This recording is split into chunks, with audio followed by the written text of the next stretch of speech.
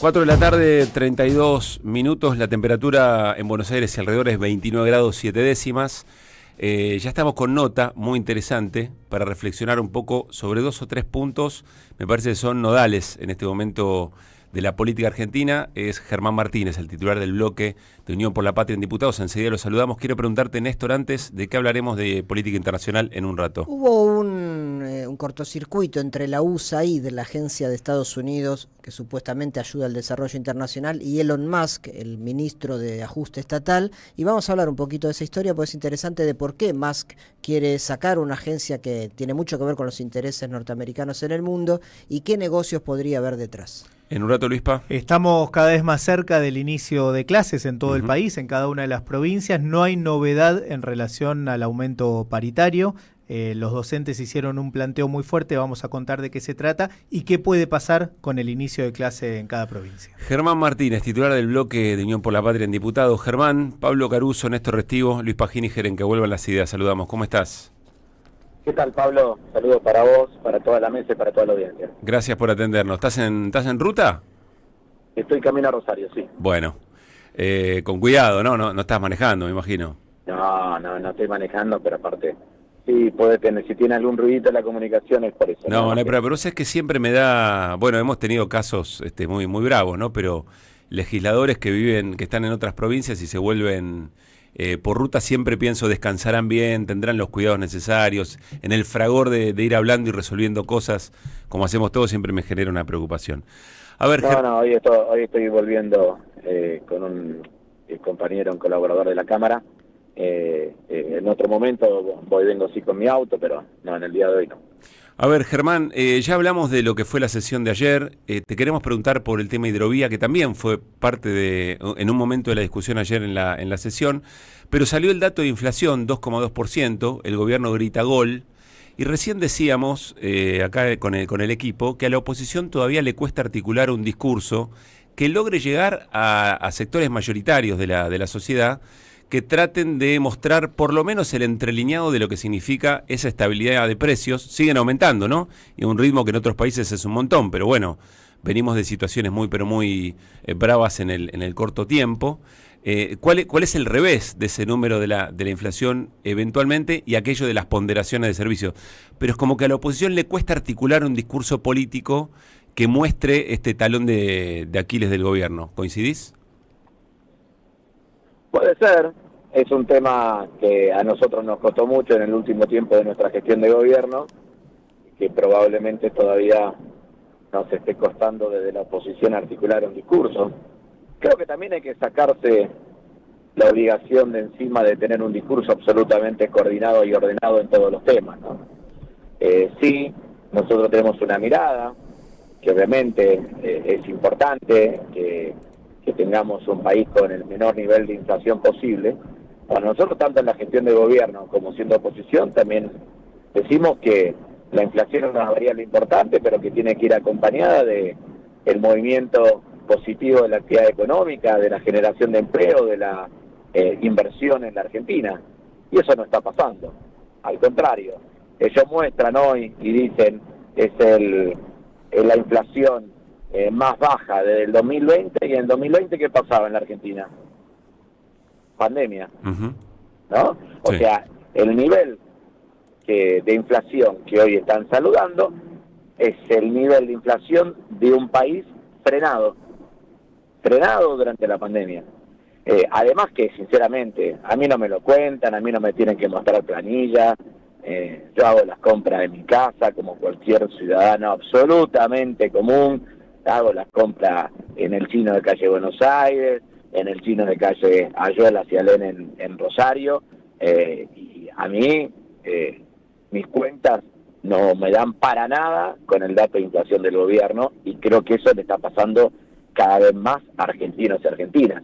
Entonces también, además de tener una inflación bajada a garrotazos, inclusive recurriendo a un tipo de cambio absolutamente negativo para la matriz productiva argentina, además es un dato que cuando cualquier argentina lo lee, lo escucha, lo ve en la televisión, no tiene nada que ver con su percepción de la vida cotidiana.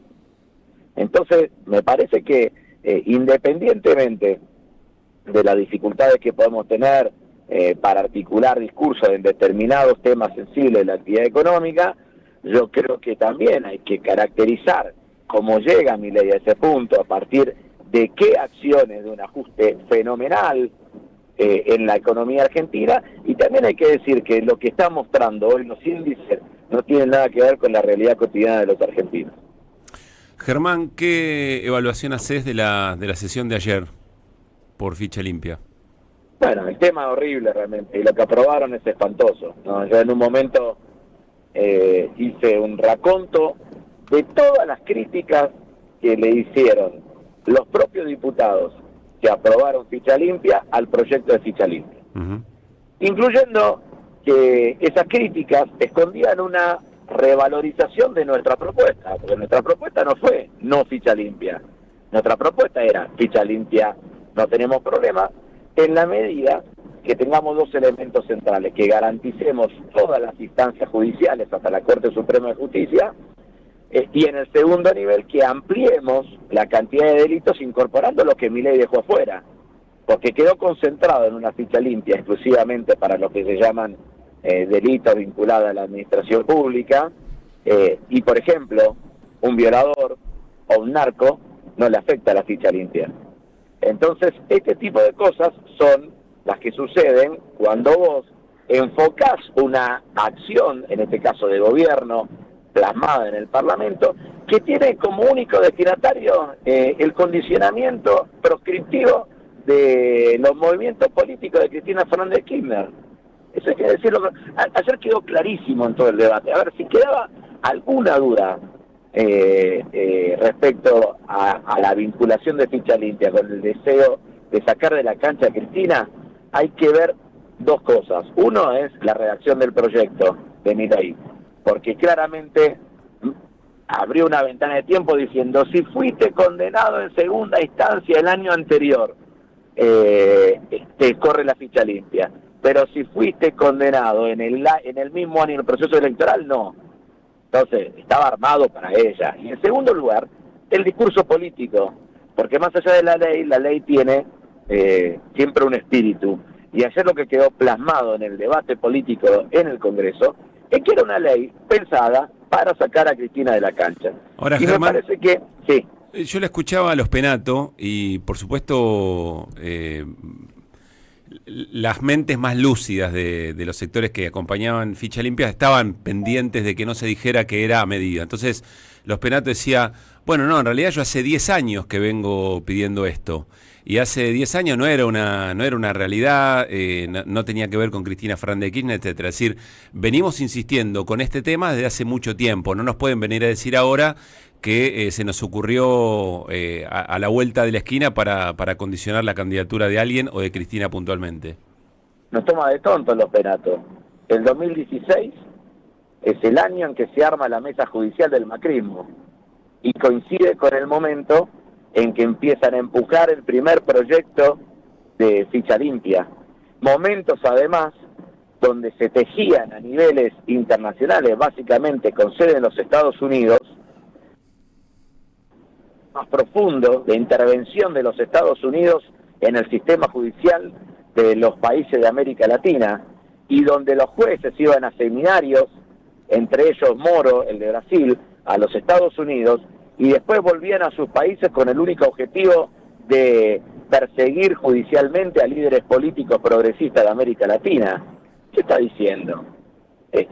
Por eso digo, señora, hace 10 el prófugo, hasta hace muy poco tiempo, Pepín Rodríguez Simón, era el tipo que armaba la mesa judicial, junto con Germán Garabano y junto con jueces de Comodoro Pi. ¿Qué tal, Germán? Luis Pablo Gini. Realmente sí. Estamos en tiempos supuestamente. Tenemos algunos pequeños cortes en la comunicación, producto de Germán Martínez, lo anticipó, está camino a su provincia, a la provincia de Santa Fe. Veremos si ahora podemos retomar la comunicación. Está la pregunta de Luis Paro, pero déjame Sí. acotar una cosita, que el ida y vuelta de jueces a Estados Unidos es el mismo que hacían antes los militares en la Escuela de las Américas. Lo que pasa es que como ahora no es la ¿A época qué de se la- refiere puntualmente? A ver. Digamos, en vez de ir a entrenar militares para que vuelvan a América Latina y reprimir y hacer golpe de estados y gobernar La Escuela de las dictaduras, Américas, por ejemplo. ahora hay una Panamá. especie de escuela de abogados donde Sergio Moro, el brasileño, no es el único, es el más famoso, se van a capacitar también y vuelven a dar de alguna manera golpes institucionales, ¿no? Es la misma lógica. ¿Está Germán? No. No, estamos esperando, estamos reconectando.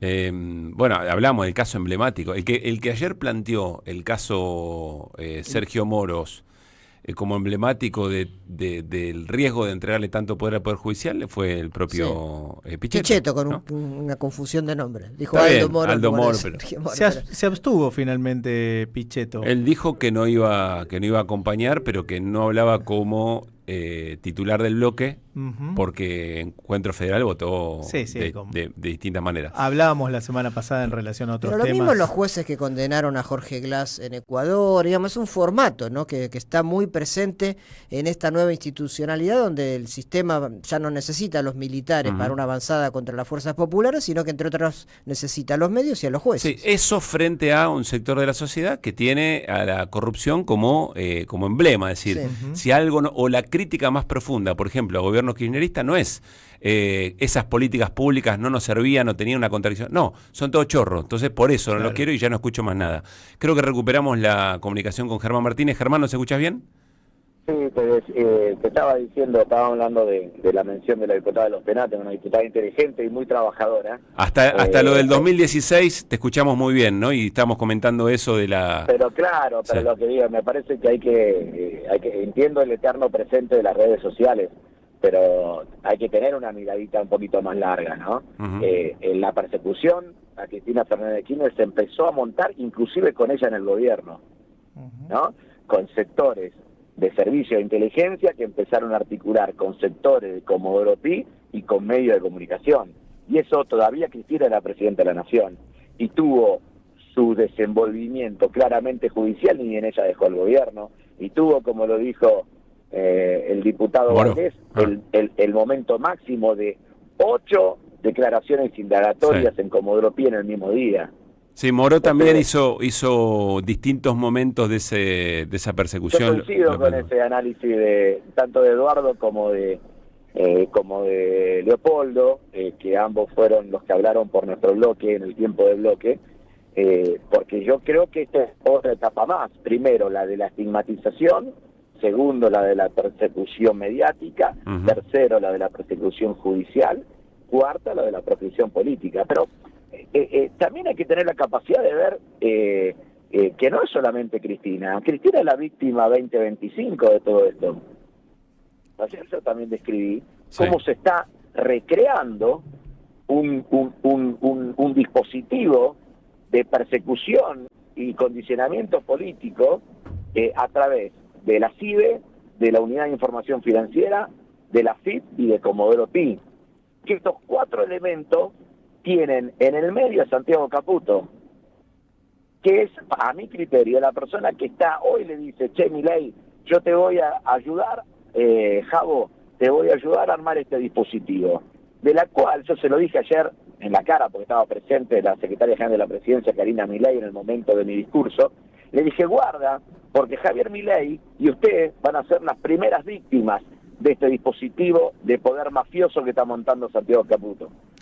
Germán, Luis Pablo Giniger te saluda. Sé que Hola, Luis. sé que no es tu cámara, pero inevitable preguntarte por las conversaciones que seguramente venís teniendo. Bueno, ¿qué puede pasar en el Senado, ¿no? Y cómo pueden darse las discusiones allí?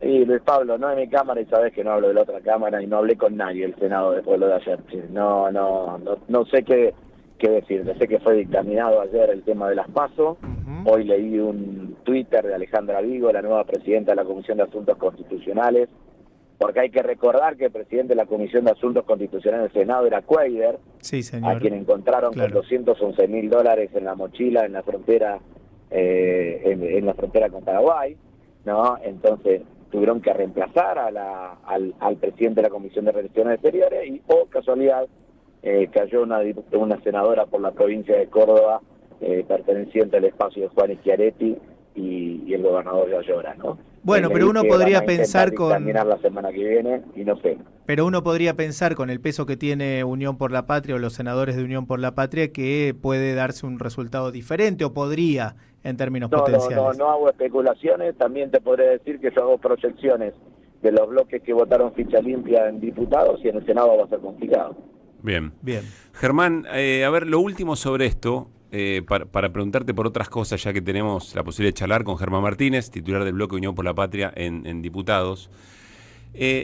Decíamos recién, y ayer también lo comentábamos mientras se desarrollaba la sesión, que es un tema muy sensible a la sociedad argentina.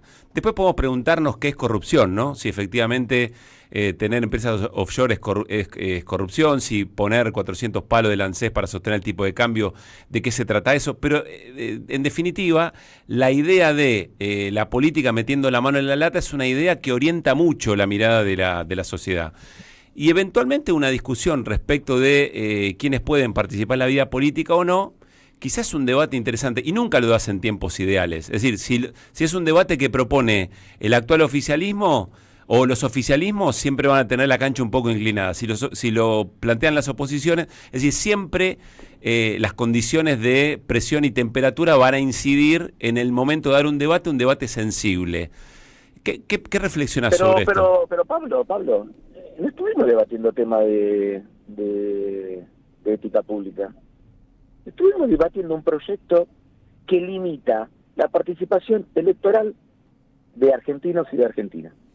Eso es lo que está discutiendo. Yo te doy todos los debates sobre ética pública que quieras. Sí. Si querés hablamos de la puerta giratoria entre los que ocupan lugares en corporaciones económicas, llegan al gobierno, gobiernan para esa corporación económica y cuando se van vuelven a trabajar en las mismas corporaciones de las cuales provienen. Si querés lo hablamos. Sí. Si querés hablamos sobre la cuestión de los que dicen no participar en política pero son lobistas a favor de determinados sectores económicos.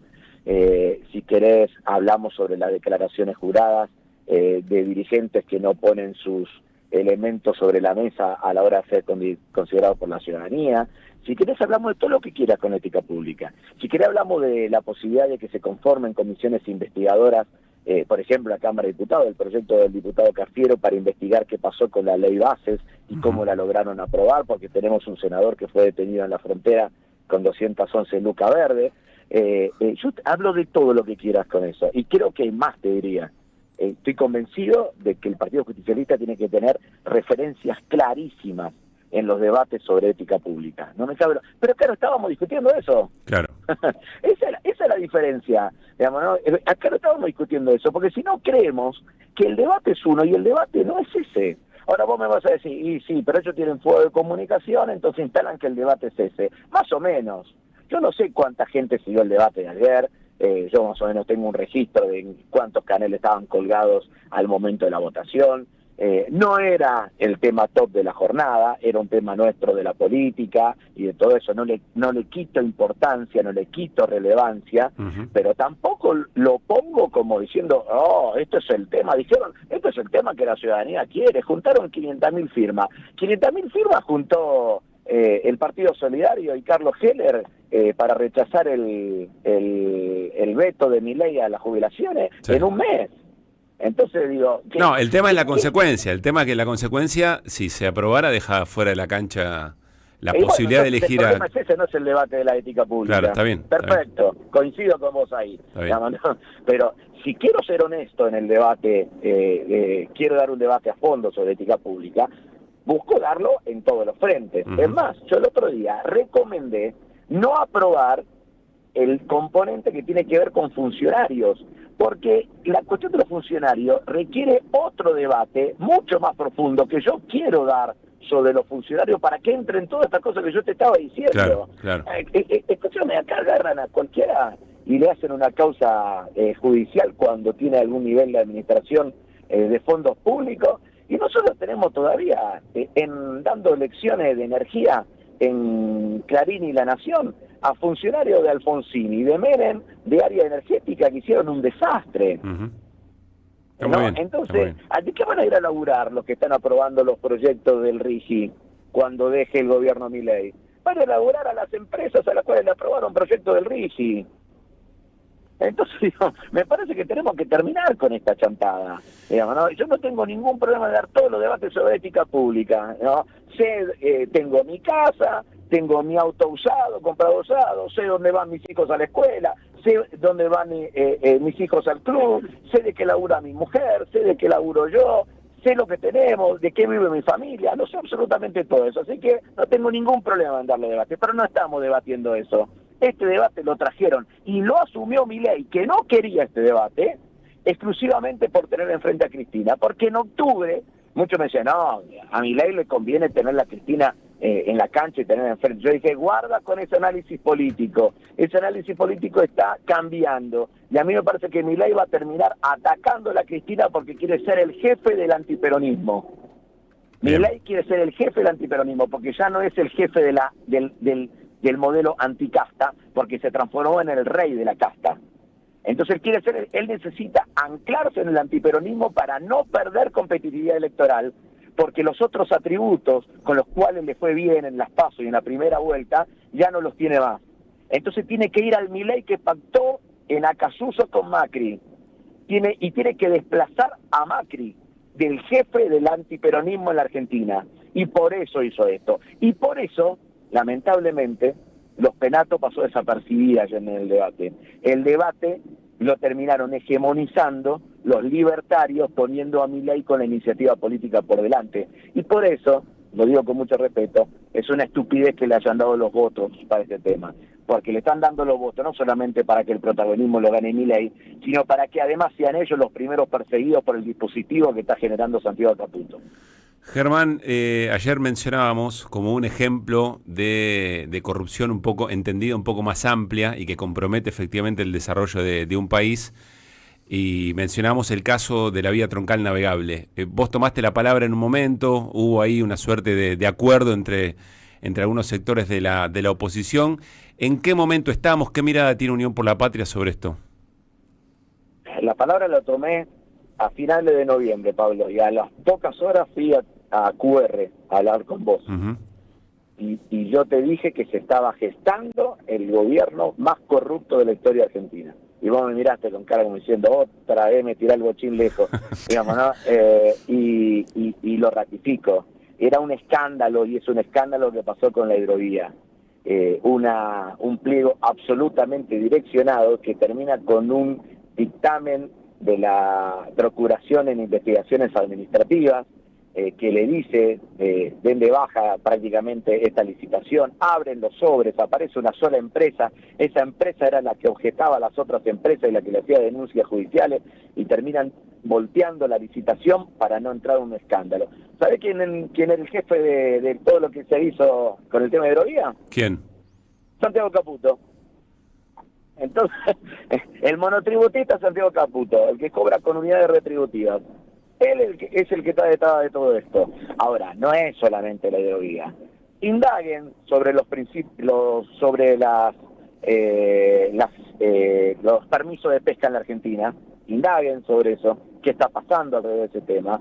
Indaguen sobre el juego online en la Argentina, por qué el Senado no trata la media sanción de los diputados sobre el tema ludopatía. Indaguen qué pasó con los alimentos posterior a la denuncia que hubo en el Ministerio de Capital Humano con Petovelo. Indaguemos todas esas cosas. ¿Qué vamos a encontrar? ¿Qué denominador común vamos a encontrar? Mugre por todos lados, y todos tienen un común denominador, que es este dispositivo que te dije antes. Y así como ese dispositivo de poder gerenciado por Santiago Caputo tiene la capacidad de tener identificado a cada uno para hacerle inteligencia interna dentro del propio gobierno libertario y echarlos cuando ya no les sirvan más como preservativos que se usan y se tiran, lo mismo puede llegar a pasar con el presidente de la Nación.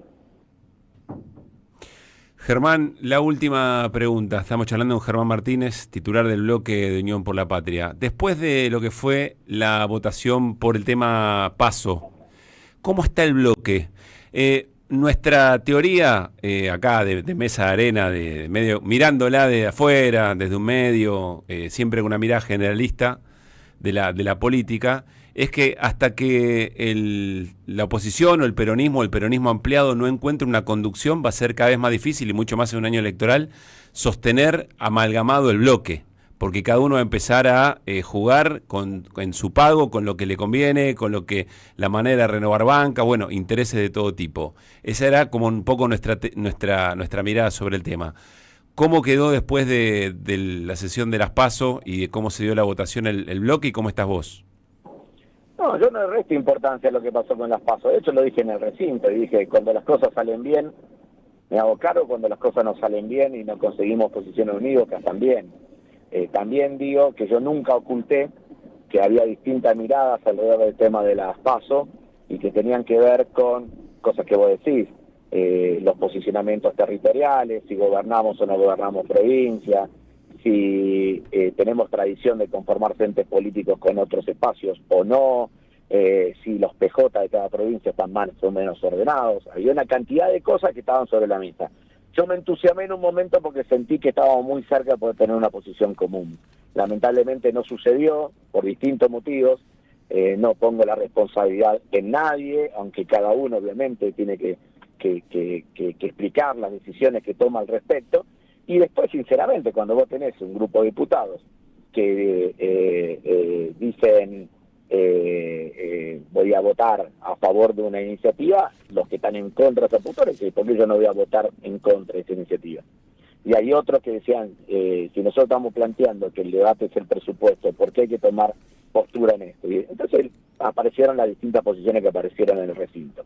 Creo que no hay que dramatizarla, sí hay que tomarla como dato, y me parece que ayer demostramos capacidad de rearticulación, porque ayer lo que tuvimos claramente fue que cuando se ve muy nítido que Milei está detrás de una iniciativa y que puede ir en contra de cualquiera de los líderes políticos de nuestro espacio político, se llama Cristina, se llama Massa, se llaman gobernadores, se llaman intendentes, se llaman dirigentes del movimiento obrero, compañeros y compañeras que han participado de la gestión de gobierno, otros que vienen de las organizaciones sociales.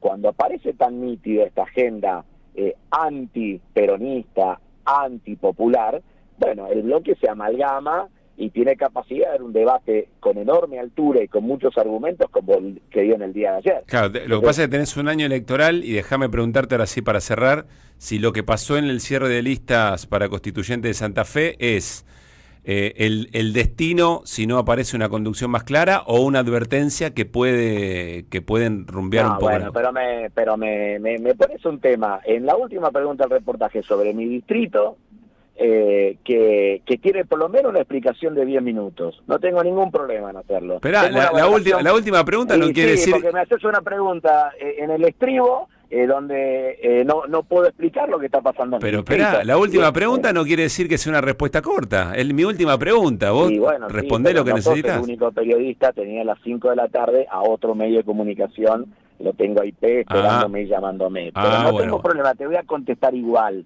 Tengo una valoración positiva del cierre que hizo el Partido Justicialista en la provincia de Santa Fe.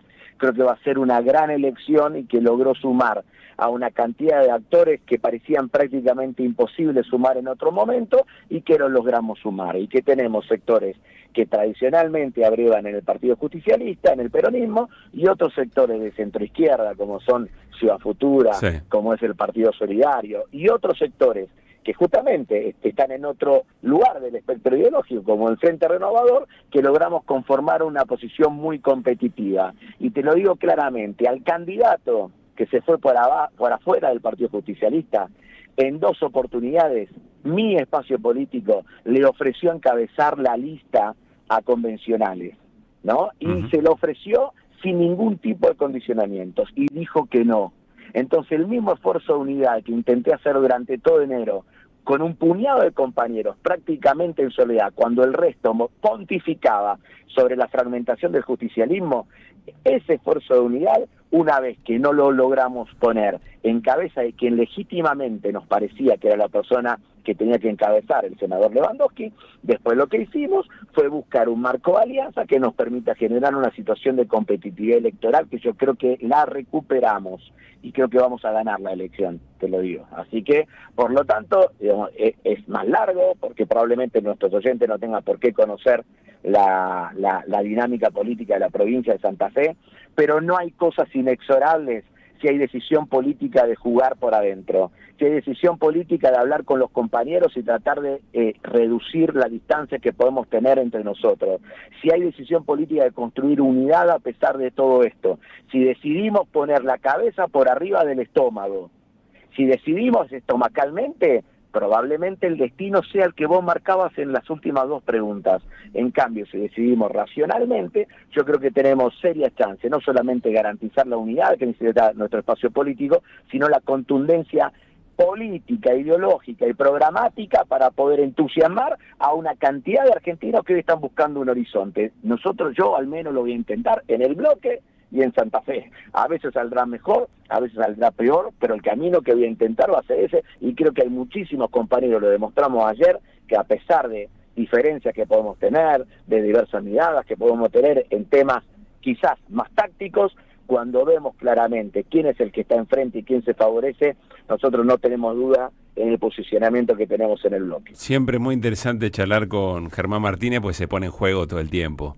Así que, Germán, dos cosas. Cuando estés de vuelta, te invitamos acá al estudio y, pero dale, claro, y partimos de ahí, partimos de sí. Me tuve que estacionar abajo un arbolito en el acceso a San Pedro para poder hablar.